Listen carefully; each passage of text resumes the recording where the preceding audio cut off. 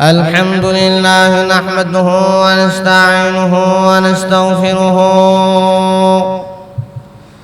ونؤمن به ونتوكل عليه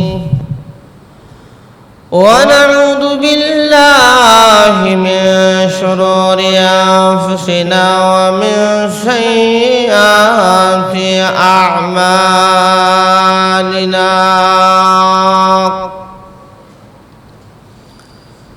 من يهده الله فلا مضل له ومن يضلله فلا هادي له ونشهد أن لا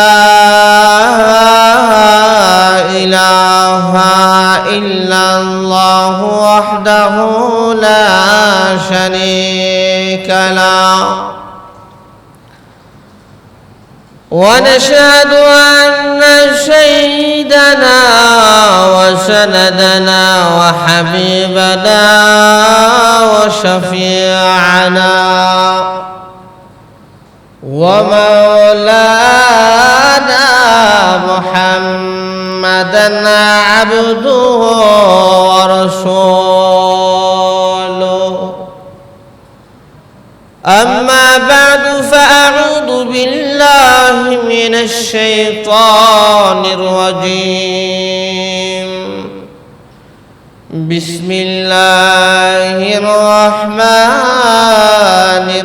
الرحيم وكنتم أزواجا ثلاثا فأصحاب الميمنة ما أصحاب الميمنة وأصحاب المشأمة ما أصحاب المشأمة والسابقون السابقون أولئك المقربون صدق الله العلي العظيم والصلاة والسلام على سيدنا وسندنا وحبيبنا وشفيعنا ومولانا محمد وعلى آله وأصحابه وبارك وسلم وقال عليه الصلاة والسلام إن الله لا ينظر إلى صوركم وأموالكم ولكن ينظر إلى قلوبكم وأعمالكم أو كما قال عليه الصلاة والسلام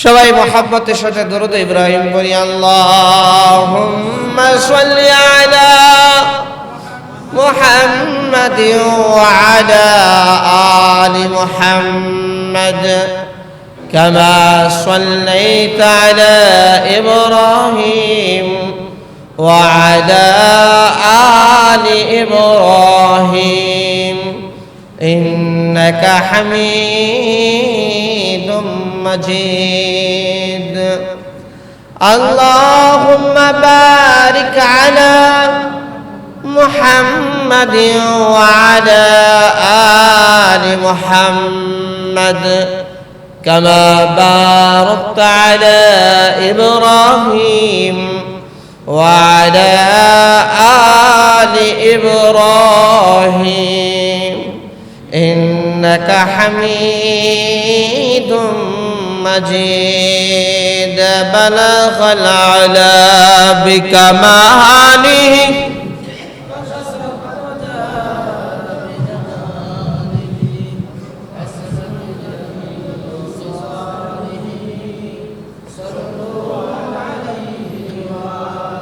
بلغ العلا بكماله كشف الدجى بجماله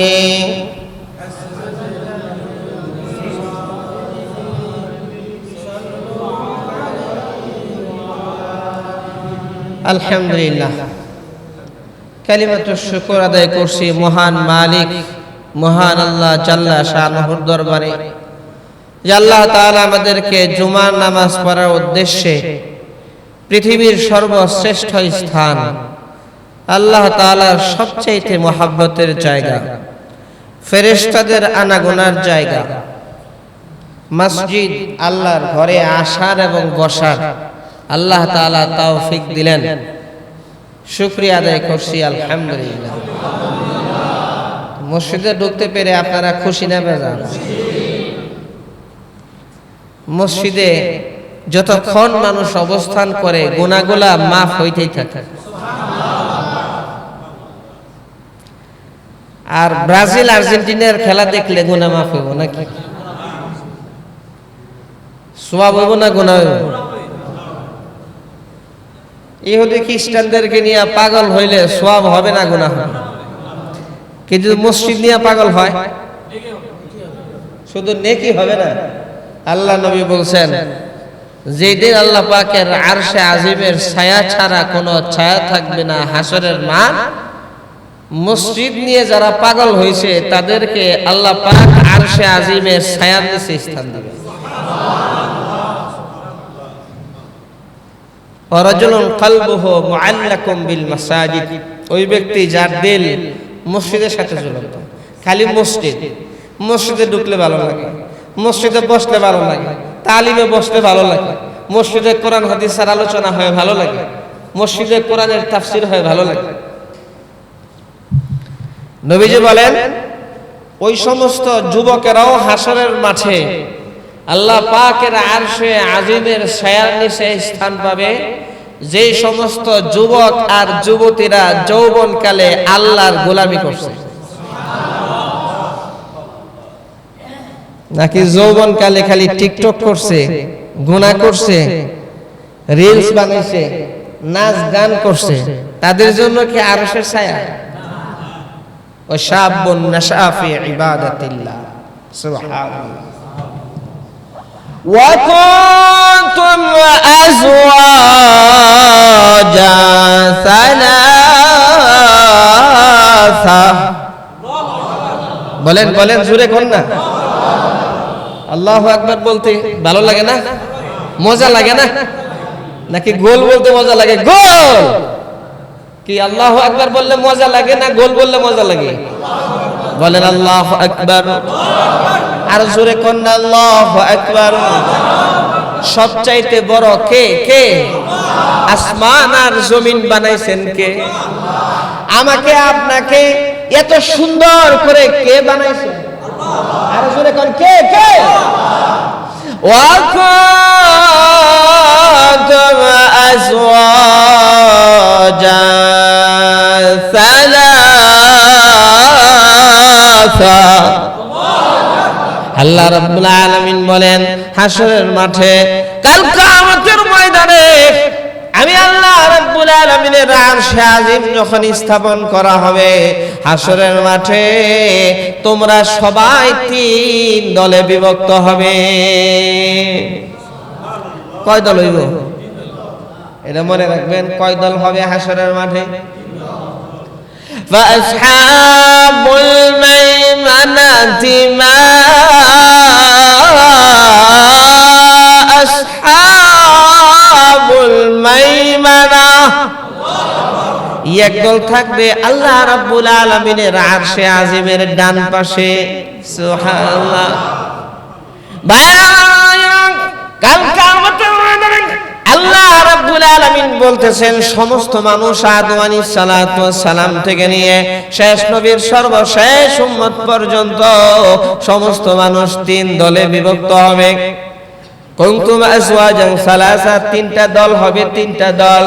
এক দল থাকবে আল্লাহ পাকের আরশে আজিমের ডান দিকে। আল্লাহ রাব্বুল আলামিন বলেন যারা ডান দিকে থাকবে তারা কতই না সৌভাগ্যবান। ওয়া আসহাবুল মাশআমাতি মা আসহাবুল মাশআমা। মনোযোগ সহকারে শুনেন, একটু দিলের কান দিয়া শুনে আল্লাহ রাব্বুল আলামিনের কালাম খুব মনোযোগ সহকারে শুনেন। আল্লাহ তাআলা বিস্তারিত সুন্দরভাবে সুবিন্যস্ত আকারে আল্লাহ তাআলা সব বর্ণনা করে দিয়েছেন। কিয়ামতের ময়দানে হাশরের মাঠে তিন দলে বিভক্ত হবে মানুষ। এক দল থাকবে আল্লাহ পাকের আরশে আজিমের ডান দিকে, আরেক দল থাকবে আল্লাহ পাকের আরশে আজিমের বাম পাশে। রব্বুল আলামিন বলেন যারা বাম পাশে থাকবে তারা কতই না হতভাগা। নাউযুবিল্লাহ। যারা বাম পাশে থাকবে তারা কতই না হতভাগা। والسابقون السابقون,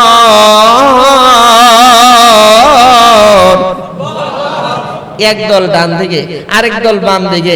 জায়গা খালি কোন দিকে? কোন দিকে? সামনে খালি। বলে যে সামনেও এক দল থাকবে।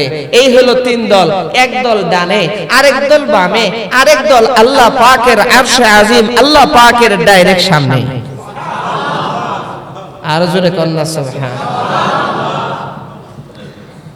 আল্লাহ রাব্বুল আলামিন বলেন যারা সামনে থাকবে তারা কতই না ভাগ্যবান হবে।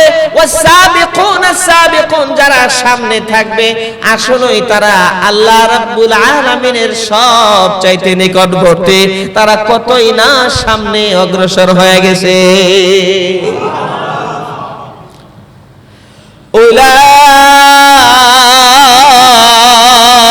উলাইকাল মুকাররাবুন,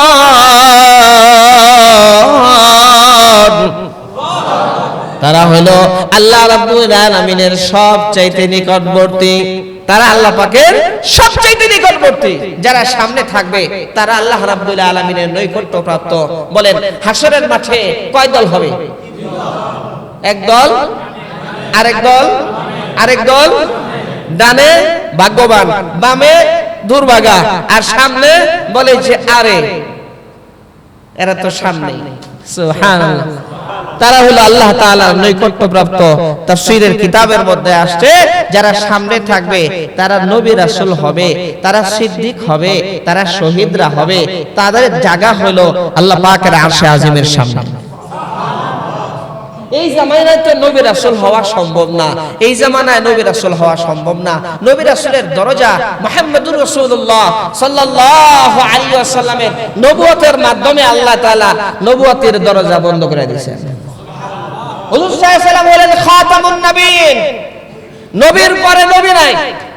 আমাদের রাসূলের পরে আর কোন রাসূল নাই, কোন নবী নাই।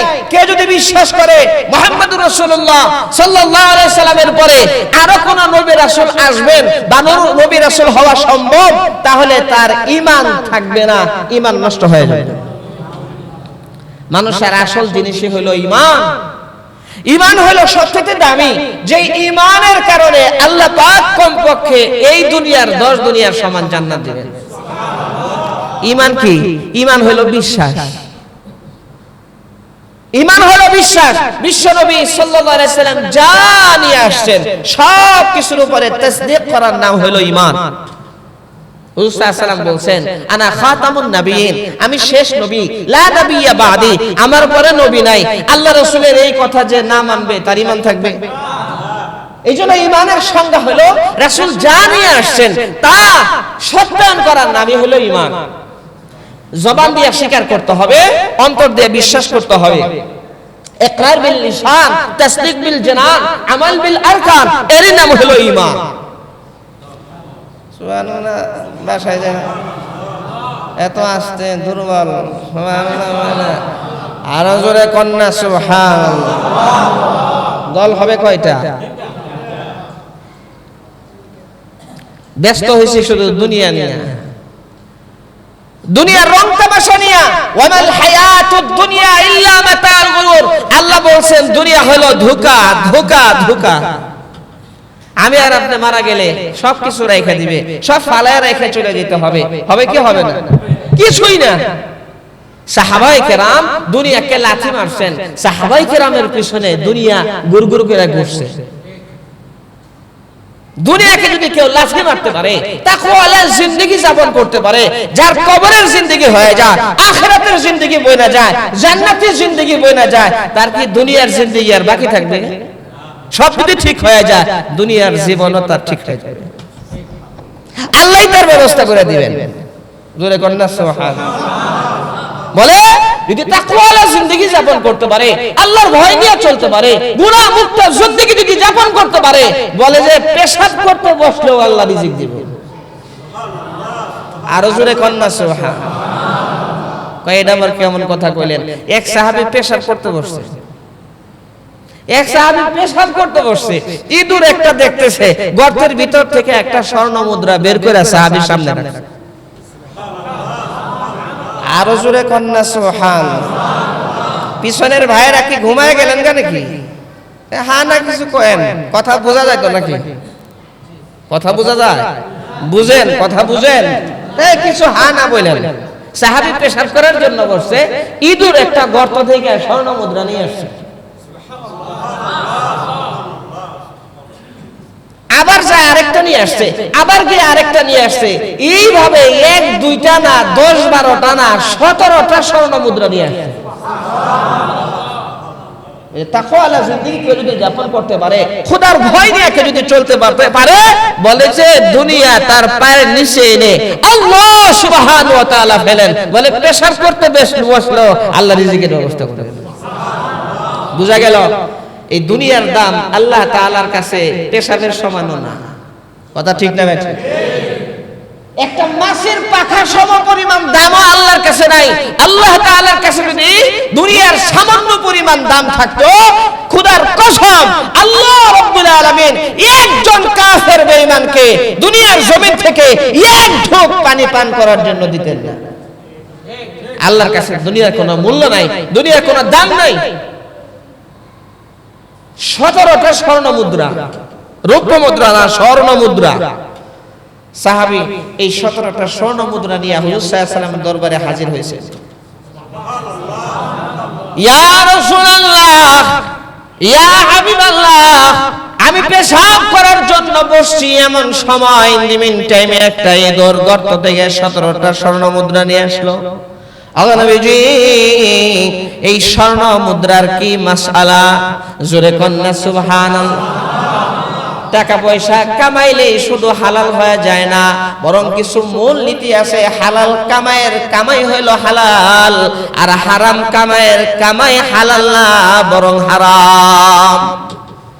সুদের কামাই হারাম, ঘুষের টাকা হারাম, মিথ্যা ধোঁকাবাজি করে ইনকাম করা হারাম।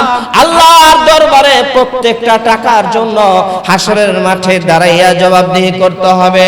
দুনিয়ার জমিনে ওই সমস্ত মানুষ সব চাইতে বুদ্ধিমান চালাক, যারা দুনিয়ার জমিনে ঈমান আর আমলওয়ালা জিন্দেগি যাপন করে, তাকওয়ালা জিন্দেগি যাপন করে, খোদার ভয় নিয়ে যারা দুনিয়ার জমিনে চলাফেরা করে, আল্লাহ রাব্বুল আলামিনের পরিপূর্ণ গোলামি করে, রাব্বুল আলামিন দেখে দেখে বলেন তারাই হলো আসল চালাক, তারাই হলো আসল বুদ্ধিমান।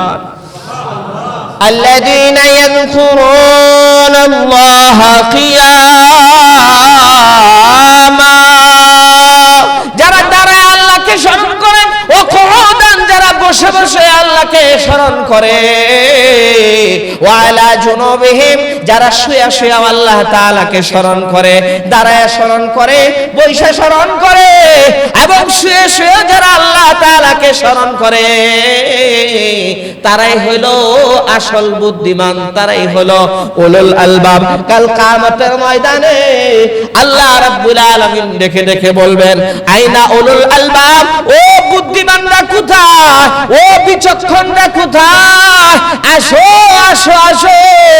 তখন ওই সমস্ত মানুষ দাঁড়াবে, তারা যখন দাঁড়াবে আল্লাহ রাব্বুল আলামিন দেখে দেখে বলবেন, বুদ্ধিমানরা তোমরা আমার আরশে আজিমের ডান দিক দিয়ে জান্নাতে চলে যাও।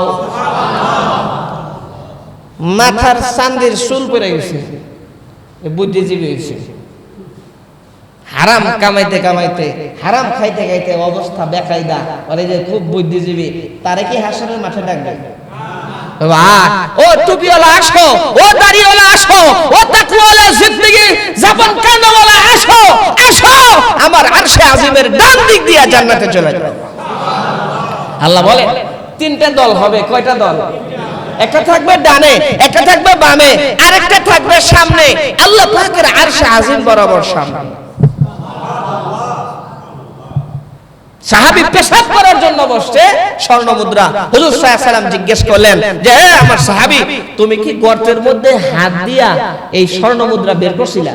বলে, নাই ইয়া রাসূলুল্লাহ, আমি গর্তের মধ্যে হাত দেই নাই, বরং ইঁদুর অটোমেটিক নিয়ে আসছে। হুজুর সাল্লাল্লাহু আলাইহি ওয়াসাল্লাম বলেন যে এটা তোমার জন্য আল্লাহ তাআলা রিজিক হিসাবে পাঠাইছে। সুবহানাল্লাহ। আর জোরে কন্না সুবহানাল্লাহ। এক সাহাবীর অনেক ঋণ, এত ঋণ, সারা জিন্দেগি কামাই করেও সেই ঋণ শোধ করতে পারবে না। হুজুর সাল্লাল্লাহু আলাইহি ওয়াসাল্লামের কাছে গেছেন, ইয়া রাসূলুল্লাহ, আমার তো এত ঋণ। হুজুর সাল্লাল্লাহু আলাইহি ওয়াসাল্লাম বলছেন যে, তোমার কি কোনো কিছু আছে? আজকে আমার গাছের, আমার খেজুর বাগানের খেজুর পাড়া হচ্ছে, আমাকে সেইখানে নিয়ে চলো, তোমার সমস্ত পাওনাদারদেরকে খবর দাও।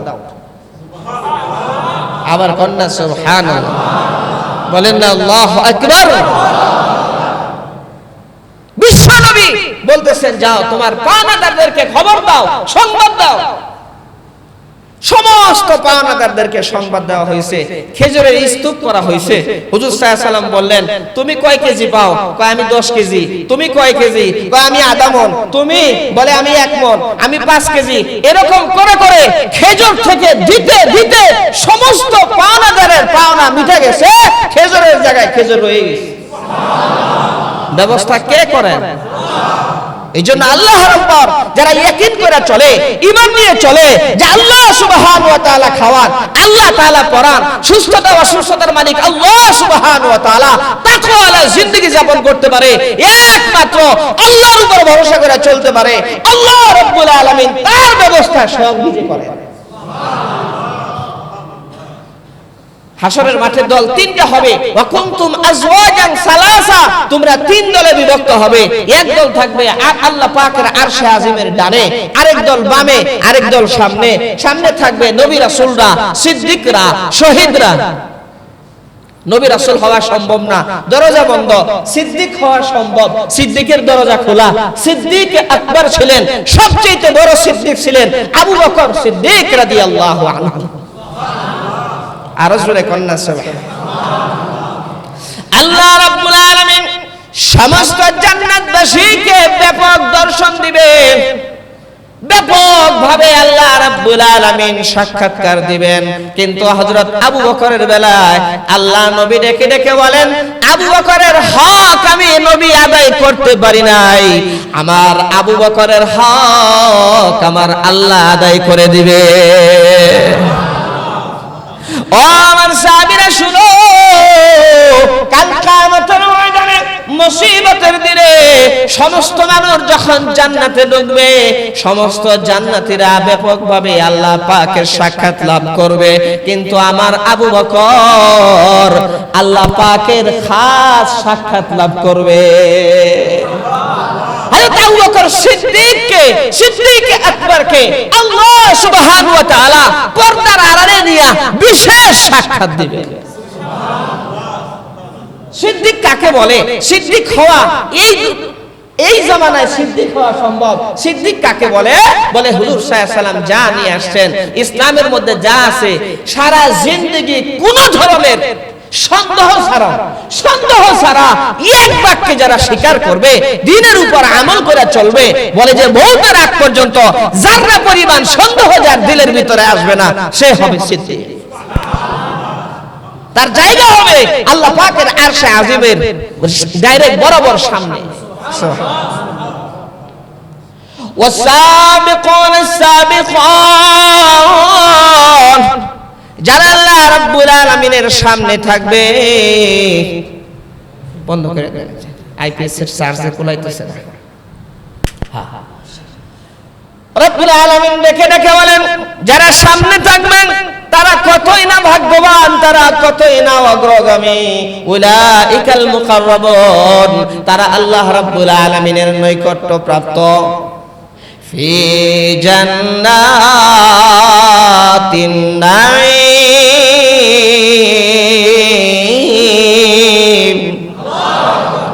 এই ঘুমাইবেন না, ঘুমাইলে ধমক খাইবেন। আমি তো দেখি, আমি তো বুড়া না জোয়ান। খবরদার কেউ ঘুমাইবেন না, মসজিদের ভিতরে ঘুমাইবেন না। খেয়াল করে শুনেন, আল্লাহ পাকের একটা আয়াত শুনলে একটা উট আল্লাহর রাস্তায় দান করার চাইতে বেশি সওয়াব। কিন্তু মসজিদের ভিতরে পয়সা, একটা আয়াত শুনে একটা উট আল্লাহর রাস্তায় দান করলে যে সওয়াব হবে, তার চাইতে বেশি সওয়াব হবে। এটা এই বিশেষ ফজিলত হলো মসজিদের ভিতরে বৈশাখে যদি শুনে। সুবহানাল্লাহ, আল্লাহু আকবার। কত আয়াত তেলাওয়াত করা হচ্ছে। ফি জান্নাতিন নাঈম, আল্লাহ বলেন যারা নাকি সামনে থাকবে, যারা ডানে থাকবে, তাদের জন্য থাকবে নিয়ামতে ভরা জান্নাত। এমন জান্নাত, এমন জান্নাত, নিয়ামত, নিয়ামত, নিয়ামত, নিয়ামতের শেষ নাই, খালি নিয়ামতের নিয়ামত, একটার পরে একটা নিয়ামত। বলে যে এত নিয়ামত, বেহিসাব নিয়ামত। আল্লাহ রাব্বুল আলামিন রেখে বলেন, আমি আল্লাহ জান্নাতের মধ্যে এত নিয়ামত তাদের জন্য রেখে দিয়েছি, তারা আসরের মধ্যে হেলান দিয়ে বসবে। চির কিশোরেরা তাদের জন্য জগ আর গ্লাস নিয়ে হাজির হবে, তাদের খেদমত করবে। আমি আল্লাহ তাদের জন্য এরকমের নিয়ামত রেখে দিয়েছি। আমি আল্লাহ ওয়াহুরুন আইন,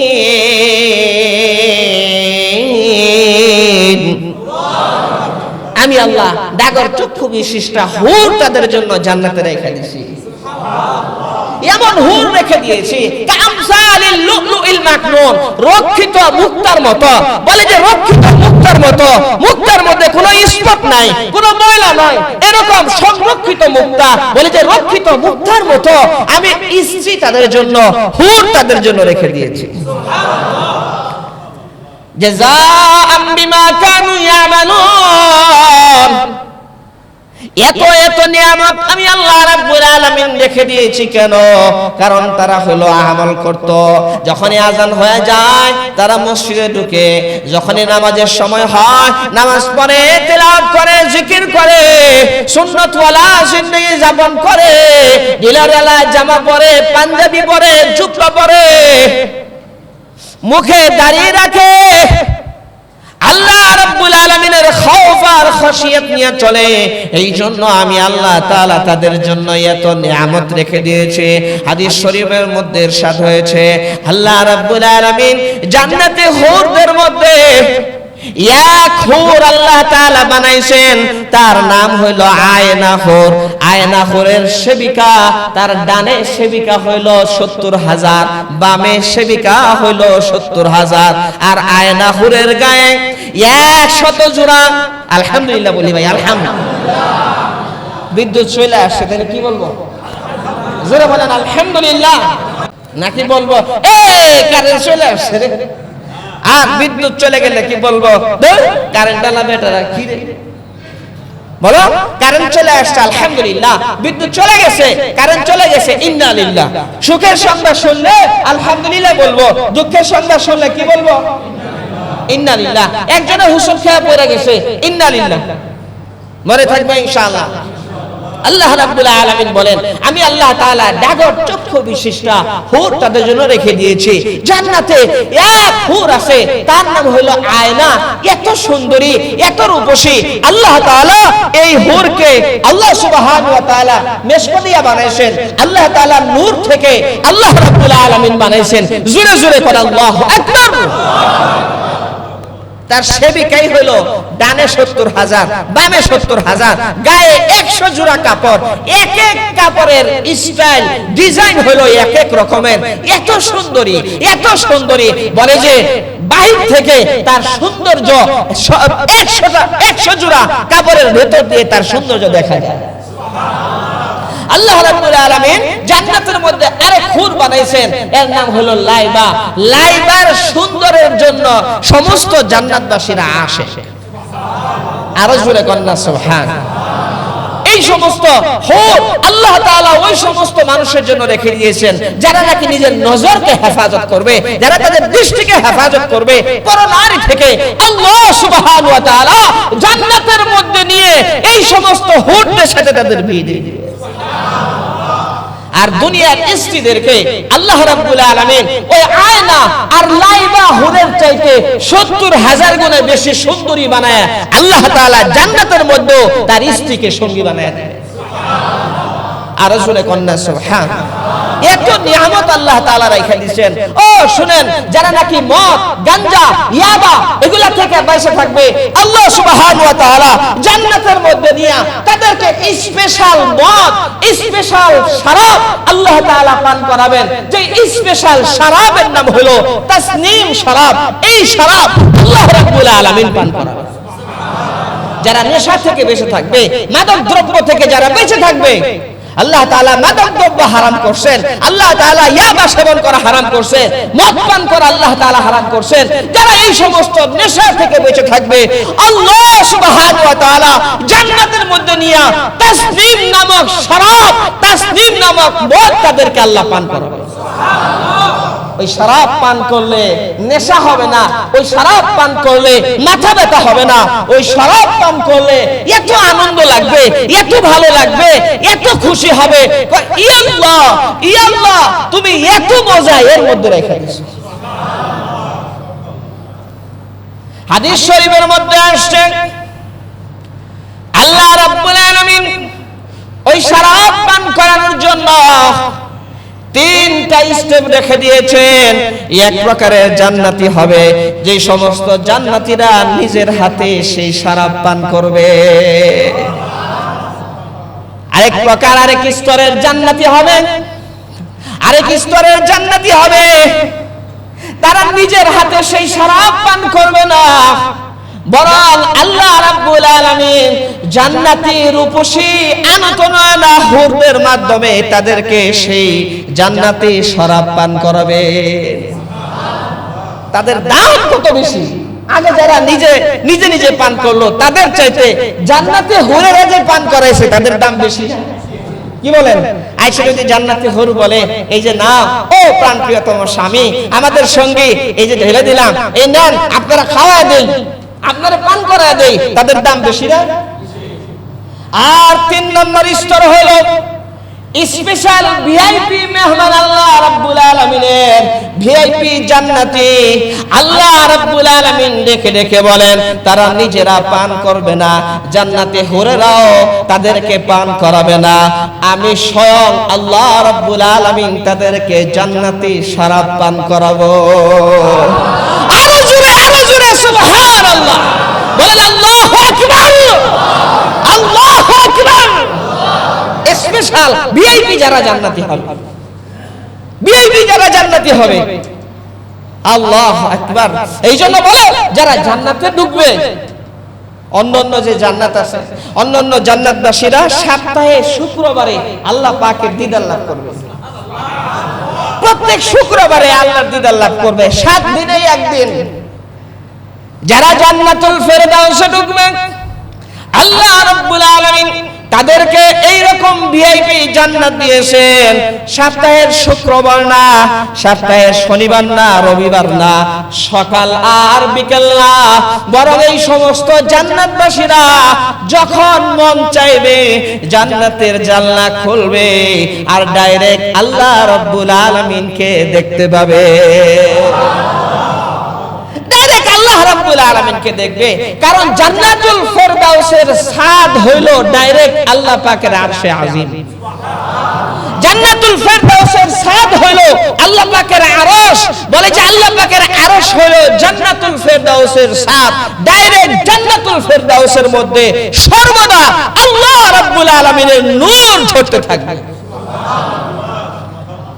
জান্নাতুল ফেরদাউসের বিল্ডিং হইল, হাদিস শরীফের মধ্যে আছে, এক একটা ইট হইল লাল ইয়াকুত পাথরের, এক একটা ইট হইল জামারজাত পাথরের, এক একটা ইট হইল স্বর্ণের, এক একটা ইট হইল রূপার। জোরে জোরে কন্যা সুবহানাল্লাহ। একটা স্বর্ণের ইট যদি কেউ এখানে শুনে যে এখানে আছে, পড়ে আছে, সবাই দৌড়ে আসবে না? স্বর্ণের ইট, বাবারে বাবা, স্বর্ণ, স্বর্ণের জন্য পাগল। বিশেষ করে মহিলারা স্বর্ণের জন্য বেশি পাগল। কথা ঠিক না বেঠিক? মহিলারা স্বর্ণের প্রতি খুব আকর্ষণ। তো যা হোক, যেটা বলতেছিলাম, এক একটা ইট হবে স্বর্ণের, এক একটা ইট হবে রূপার, লাল ইয়াকুত পাথরের, জামারজাতুন আবইয়াবা, জামারজাত পাথরের আল্লাহ তাআলা জান্নাত রেখে দিয়েছেন। আর সিমেন্ট হইল মেশকাম্বরের, ঘাস হইল জাফরানের ঘাস।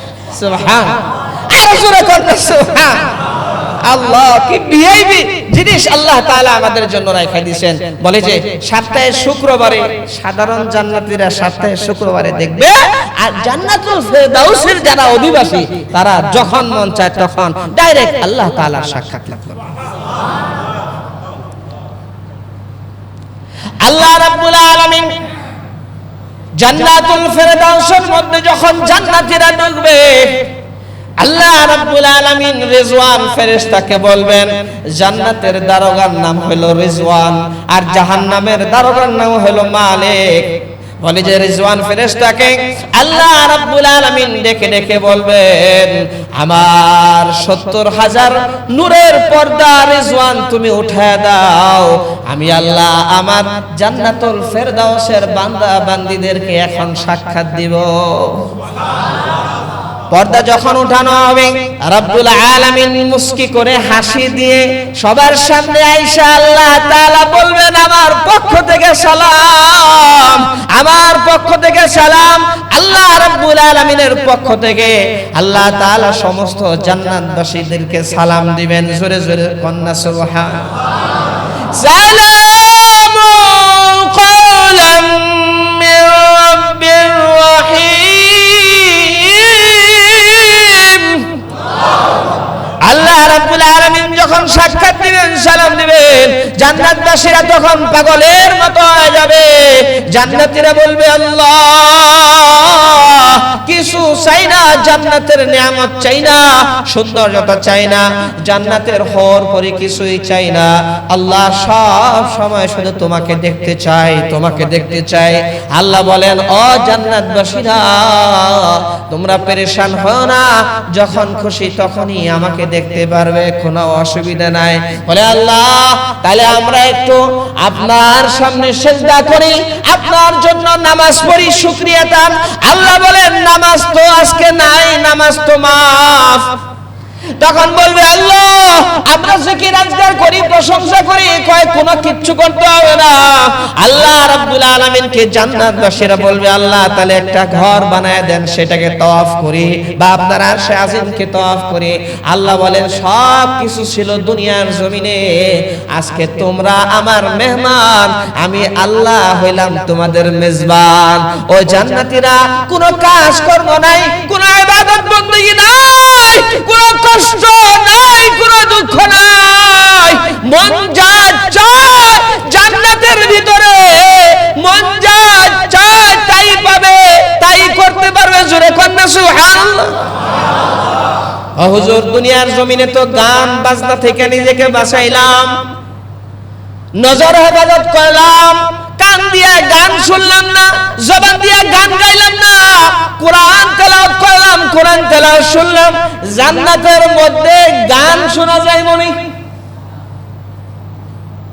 জান্নাতের মধ্যে নিয়ে আল্লাহ তো বলছেন মন যা চায় তাই, জান্নাতের মধ্যে গান শোনা যাবে? বলে যে হ্যাঁ।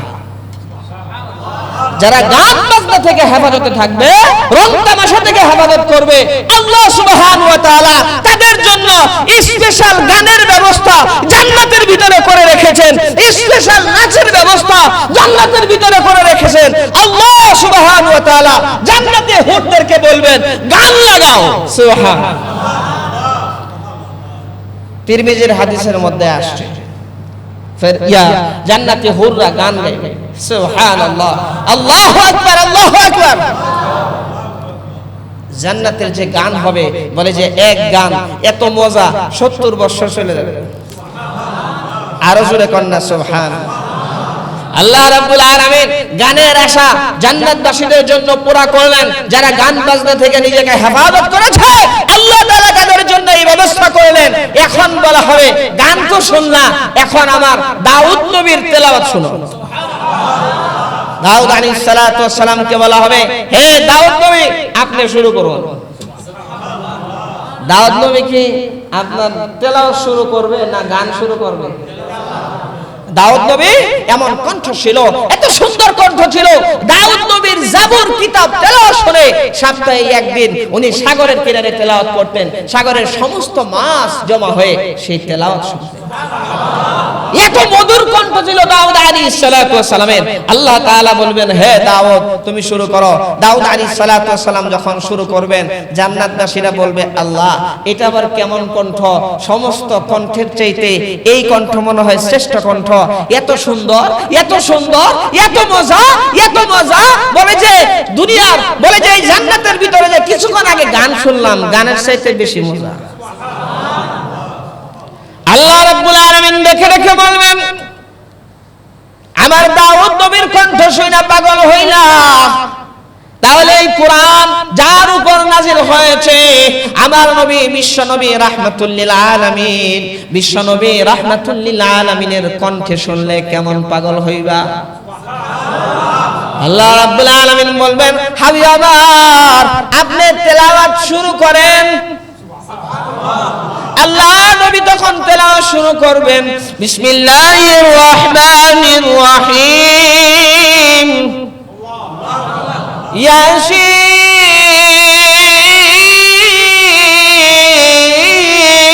ইয়াসিন ওয়াল কুরআনিল হাকীম।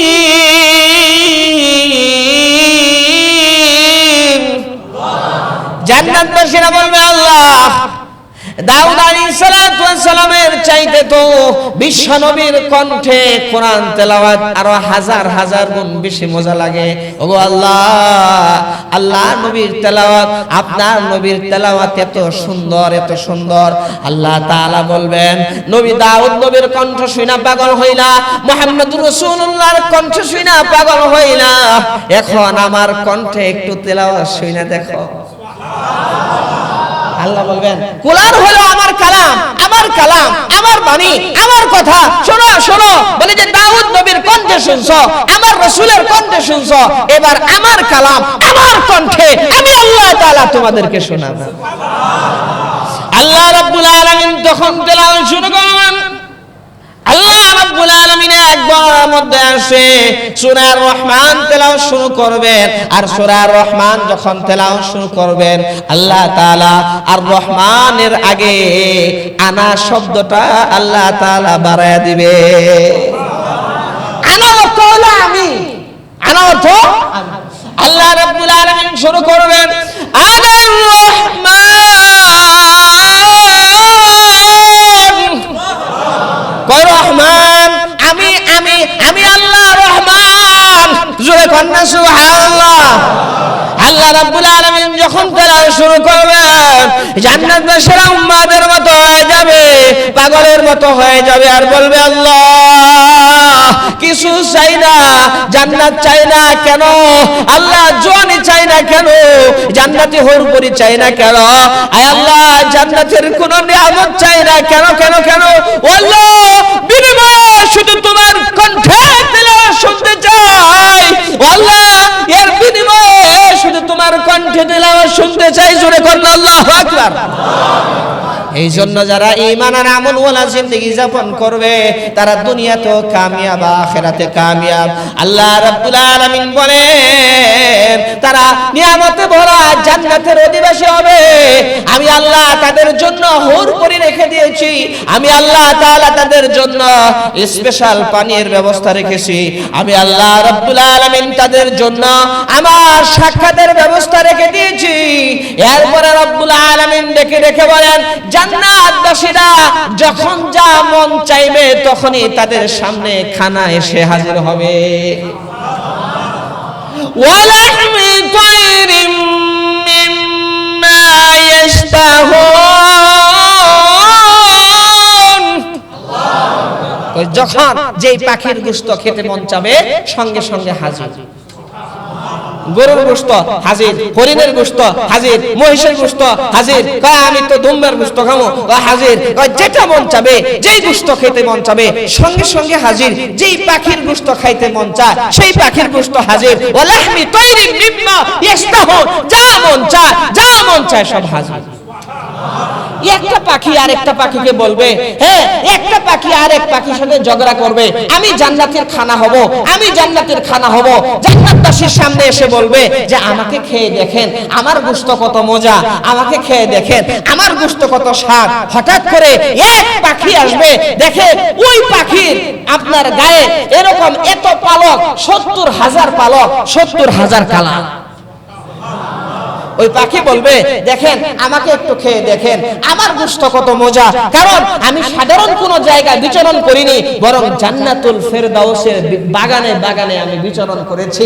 জান্নাতুল ফেরদাউসের বাগানের ফল আমি খাইছি, জান্নাতুল ফেরদাউসের ঝর্ণার পানি আমি পান করেছি। আমাকে খেয়ে দেখেন, আমাকে খেয়ে দেখেন আমার গোশত কত মজা। এই পাখি যখন ডানা মেলবে, ডানা মেলার সাথে সাথে তার ডানার নিচ থেকে রকমারি সুস্বাদু খাবার নির্গত হবে আর জান্নাতবাসী সেগুলা খাইতে থাকবে। হঠাৎ করে সেই পাখি বলবে এবার আমার গোশত খেয়ে দেখেন আমি কত মজা। বলে যে যখন এই জান্নাতি তার দিকে তাকাবে জবাই হয়ে যাবে, অটোমেটিক বানানো হয়ে যাবে, অটোমেটিক গুনাহ হয়ে যাবে, তার সামনে আসবে আর গোশত যখন খাবে জান্নাতের সৌন্দর্য আগের চাইতে আরো বেড়ে যাবে। এগুলো আল্লাহ তাআলা রেখে দিয়েছেন যারা ঈমান আর আমল ওয়ালা জিন্দেগি যাপন করবে, যারা গুনাহমুক্ত জিন্দেগি যাপন করবে, দুনিয়ার জমিনে দুনিয়ার রং তামাশার পিছনে পয়রা যারা জিন্দেগি নষ্ট না করে আখিরাতকে বানাবে, পরকালের চিন্তা করবে, কবরের চিন্তা করবে, হাসরের চিন্তা করবে, জান্নাতের চিন্তা করবে। দুনিয়া কিছুই না, দুনিয়া হলো ধোঁকা, দুনিয়া হলো ধোঁকা। যেই ব্যক্তি বোকা সে হলো দুনিয়ার পিছনে পয়রা ধোঁকা খা, পরকাল নষ্ট করে, কবর নষ্ট করে, আখিরাত নষ্ট করে, তার জান্নাতের ঘর নষ্ট করে। এই জন্য মুহতারাম দোস্ত আর বুজুর্গ বলতে চাই ঈমান আর আমল ওয়ালা জিন্দেগি যাপন করি। আল্লাহর জিকিরের মধ্যে কত মজা, কোরআন তেলাওয়াতের মধ্যে কত মজা, গুনাহ থেকে বাইরে থাকার মধ্যে যে কত মজা, কত স্বাদ, সিরাতে মুস্তাকিমের উপর চলার মধ্যে যে কত মজা। সাহাবায়ে কেরাম এটা বুঝছেন, আমরা বুঝি না। সাহাবায়ে কেরাম মজা পায় গেছেন, সাহাবায়ে কেরাম মজা পায় গেছেন। হুজুর সাল্লাল্লাহু আলাইহি ওয়াসাল্লাম বলেন ওই ব্যক্তি ঈমানের মজা পায় গেছে যেই ব্যক্তি আল্লাহকে রব বলে মেনে নিয়েছে, রাসূলকে নবী হিসাবে মেনে নিয়েছে আর ইসলামকে দ্বীন হিসাবে পরিপূর্ণ মেনে নিয়েছে, সে হলো ঈমানের স্বাদ পেয়ে গেছে। এই জন্যই সাহাবায়ে কেরাম নামাজে দাঁড়াইলে ঘন্টার পর ঘন্টা চলে যেত। সাহাবায়ে কেরাম যখন আপনার কোরআন তেলাওয়াতে বসতেন ঘন্টার পর ঘন্টা চলে যেত। সাহাবায়ে কেরাম 2 রাকাত নামাজে সারা রাত কাটায় দিতেন। ওনারা নামাজের মজা পেয়েছেন, ইবাদতের মজা পেয়েছেন, জিকিরের মজা পেয়েছেন, ভালো ভালো কাজের মজা পেয়েছেন। ওনাদের সম্পর্ক ছিল মালিকের সাথে, আল্লাহ সুবহানাহু ওয়া তাআলার সাথে। যেই ব্যক্তির সম্পর্ক আল্লাহর সাথে হবে, যেই ব্যক্তির সম্পর্ক মালিকের সাথে হবে, রবের সাথে হবে, তার কোনো টেনশন নাই, তার কোনো চিন্তা নাই, তার কোনো পেরেশানি নাই, দুনিয়াতেও চিন্তা নাই, আখিরাতেও চিন্তা নাই। সাহাবী মালিকের সাথে সম্পর্ক, ঘরে খাবার নাই, বলে ঘরে তো খাবার নাই, কি ব্যবস্থা হবে? তো আল্লাহ ব্যবস্থা করবেন। চুলার মধ্যে খালি পাতিল তার স্ত্রী বসায় দিয়েছেন, পানি ভর্তি কইরা ঢাকনা দিয়া নামাজে দাঁড়ায় গেছেন। নামাজের পরে দেখতেছেন যে এই চুলার মধ্যে যে পাতিল বসাইছেন, পাতিল ভর্তি গোশত উতরাইতেছে। এটা কি সাধারণ কোন গোশত? আল্লাহ সুবহানাহু ওয়া তাআলা জান্নাতে স্পেশাল মেহমানদারির ব্যবস্থা করছেন। বলে যে যাতা একটার উপরে আরেকটা দিয়ে রাখছে, নামাজের পরে দেখে অটোমেটিক ঘুরতেছে, আটা বের হইতেছে। হুজুর সাল্লাল্লাহু আলাইহি সাল্লামকে যখন জানাইছেন, হুজুর সাল্লাল্লাহু আলাইহি সাল্লাম বললেন, হে আমার সাহাবী তুমি কি করছো? কয় ইয়া রাসূলুল্লাহ আমি হাত দিয়ে থামাইছি। আল্লাহ নবী বললেন তুমি যদি হাত দিয়ে না থামাইতা কিয়ামতের রাত পর্যন্ত ওই জাতার চাকতি সেটা ঘুরতে থাকতো, আটা বের হইতেই থাকতো। আরো জোরে কন্যা সুবহানাল্লাহ। এই জন্য যেই ব্যক্তি আল্লাহর হয়ে যায়, কুল কায়নাতে সবকিছু তার হয়ে যায়।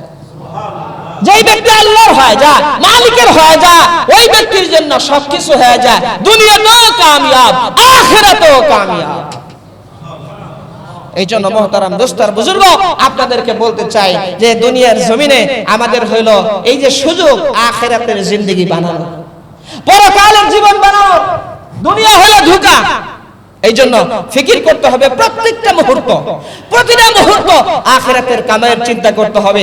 আমার ব্যবসা বাণিজ্য যাতে হুজুর সাল্লাল্লাহু আলাইহি সাল্লাম যে তরিকায় করছেন সেই তরিকায় হয়, আমার চাকরি বাকরি যাতে রাসূলের তরিকা হয়, সাহাবায়ে কেরামদের তরিকা হয়, আমার আয় ইনকাম যাতে সাহাবায়ে কেরামের এরকম তরিকায় হয়। যখন সাহাবায়ে কেরামের তরিকায় আমি ইনকাম করব, আমার ইনকামের মধ্যে বরকত হবে, আমার ইনকামের মধ্যে সওয়াবও হবে, নেকিও হবে। আমি 12 ঘন্টা ডিউটি করি, 10 ঘন্টা ডিউটি করি, যখন 10 ঘন্টা ডিউটি করব, সময় মতো নামাজ পড়ব, আল্লাহর গোলামি করব, জিকিরে থাকব, 12 ঘন্টা ইবাদত করলে যে সওয়াব হইতো, ওই সওয়াব আল্লাহ তাআলা তার আমলনামায় দিবেন। কেউ যদি এই নিয়ত করে যে আমি যে ইনকাম করব, ইনকামের পয়সা আমার সন্তানরা খাবে, আমার স্ত্রী খাবে, আমি খাবো, গায়ে শক্তি হবে, আল্লাহর গোলামি করব, এই নিয়তে যদি কেউ কামায়, বলে যা কামাই করবে এই সমস্ত কামাইয়ের টাকা দান করলে যে সওয়াব হইতো তার চাইতে বেশি সওয়াব হবে। নিয়ত গুণে হলো বরকত, নিয়ত গুণে বরকত। এই জন্য নিয়ত করে ইনশাআল্লাহ আমার জীবনটা যাতে একমাত্র আল্লাহর জন্য, আমার জিন্দগি সবকিছু আল্লাহর জন্য হয়, মালিকের জন্য হয়। ওই মালিক আমাকে জীবন দিয়েছেন, আমি তো কিছুই ছিলাম না, আমার তো কোনো অস্তিত্ব ছিল না। আল্লাহ তাআলা অনস্তিত্ব থেকে আমাকে অস্তিত্বে আনছেন। আল্লাহ তাআলা কোথা থেকে কোথায় আনছেন বলে যেগুলা চিন্তা করি, আখিরাতের ফিকির করি, মালিককে স্মরণ করি, পারা যাবে ইনশাআল্লাহ। আল্লাহ তাআলা সবাইকে কবুল করেন, মঞ্জুর করেন, আমিন। আল্লাহ রাব্বুল আলামিন সবাইকে মনে রাখার তৌফিক দেন, সবাই বলি আমিন। ভাই মসজিদের জন্য